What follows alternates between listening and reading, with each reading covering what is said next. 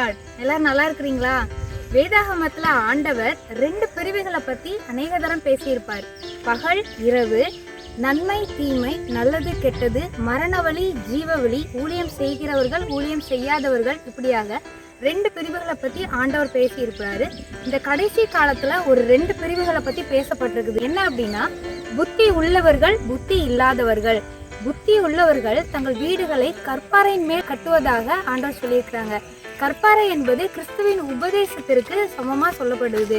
நம்மளுடைய வாழ்க்கை, நம்முடைய குடும்பங்கள் எல்லாமே கிறிஸ்துவின் உபதேசத்துல கட்டப்படும் போது, அவருடைய வார்த்தையின் அடிப்படையில கட்டப்படும் போது, நாம ஒரு கற்பாறையின் மேல கட்டப்பட்ட வீட்டுக்கு சமமா இருப்போம்.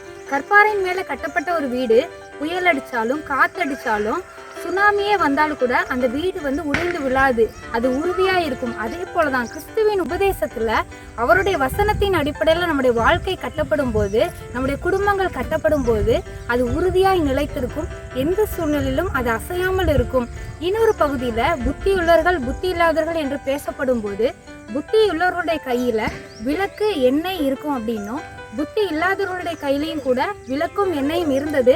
ஆனால் மணவாளன் வருகிற சமயத்துல அந்த எண்ணெய் தீர்ந்து போனது அப்படின்னு நம்ம பைபிள்ல வாசிக்க முடியும்.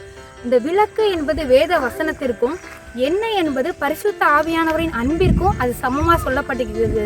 ரோமர் 5:5 நம்ம வாசிக்கிறோம், பரிசுத்த ஆவியானவரின் அன்பு உங்கள் இருதயங்களில் ஊற்றப்பட்டிருக்கிறது என்று நம்ம வாசிக்க முடியும். பிரியமானவர்களே, புத்தியுள்ளவர்களாய் இருந்து கற்பாறையின் மேல கட்டப்படுகிற நம்ம ஒவ்வொருவருக்கும் கர்த்தர் ஒரு விலையேற பெற்ற பொக்கிஷத்தை கொடுப்பாரு.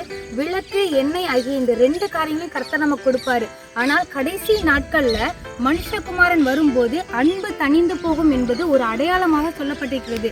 அந்த வேத பகுதியில புத்தியுள்ளவர்கள் கையிலையும் கூட அந்த எண்ணெயானது மணவாளன் வருகிற சமயத்துல அது காலியாயிட்டு, அது தீர்ந்து போயிட்டு அப்படிங்கிறது நம்ம வாசிக்கிறோம். அது நமக்கு எச்சரிப்பாக சொல்லப்பட்டிருக்கிறது.